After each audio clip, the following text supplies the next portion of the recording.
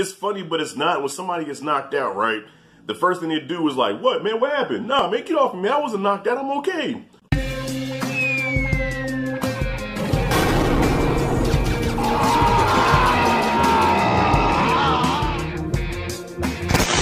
Alright, y'all, I haven't ordered a UFC pay-per-view since Brock Lesnar fought Alistair Overeem back in 2012.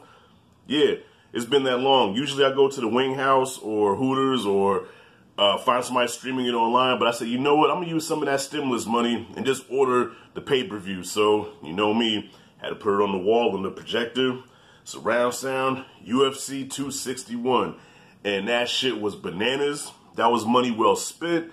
And now I think I have a new addiction where I'm going to have to order the UFC every other month. Nah, wrong. It has to be a fight that I want to see. The card was crazy. Every fight was on point. The standouts clearly was Thug Rose against, what was her name? I think Zhang is her name.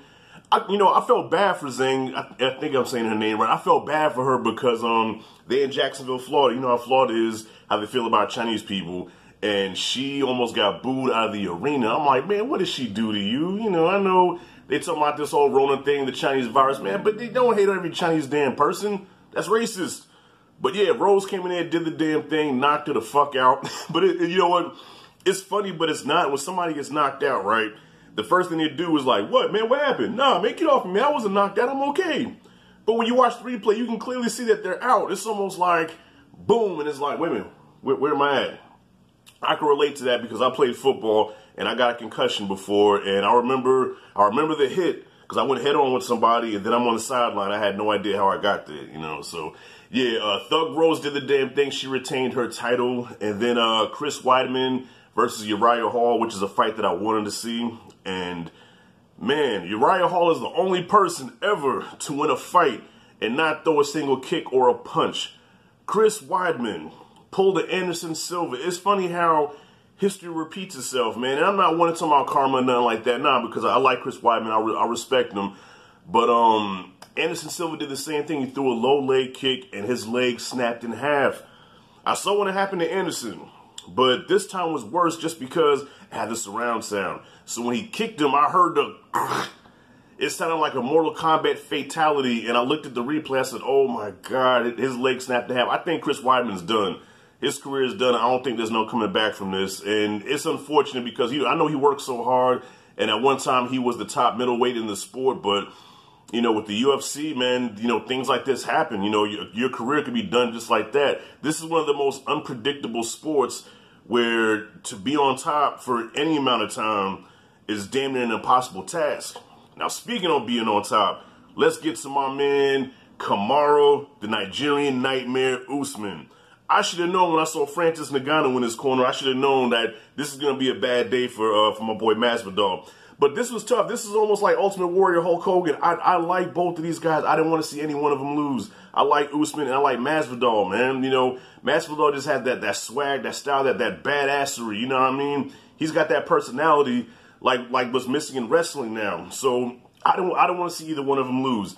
But from the start of the fight, I said Usman's going to be too much for him, and damn it, I've never seen Masvidal hurt. I've never seen him in trouble, and Usman caught him with that clean shot. Bow! You saw the sweat fly off his head snapped. He went down, like his head bounced off his own shoulder, and he just went. It was like a Rocky movie, man. It looked like Rocky knocking out Mr. T Clubber Lang in slow motion. Wow! Oh man, Gamebred got knocked out, you know. So I didn't like cheer because, like I said, I like both of them. But I said, oh shit, Kamaru Usman is here to stay. He could be the best welterweight ever. You know, George St. Pierre, I think, still has that title. You know, you think of the best welterweight, you think of GSP, you think Matt Hughes. Who else is one of the top welterweights of all time? Well, GSP. You know, Usman has the potential to dethrone him. Well, he's 2 fights away from Anderson Silva's records of longest winning streak. You know what I'm saying? He's 14 right now.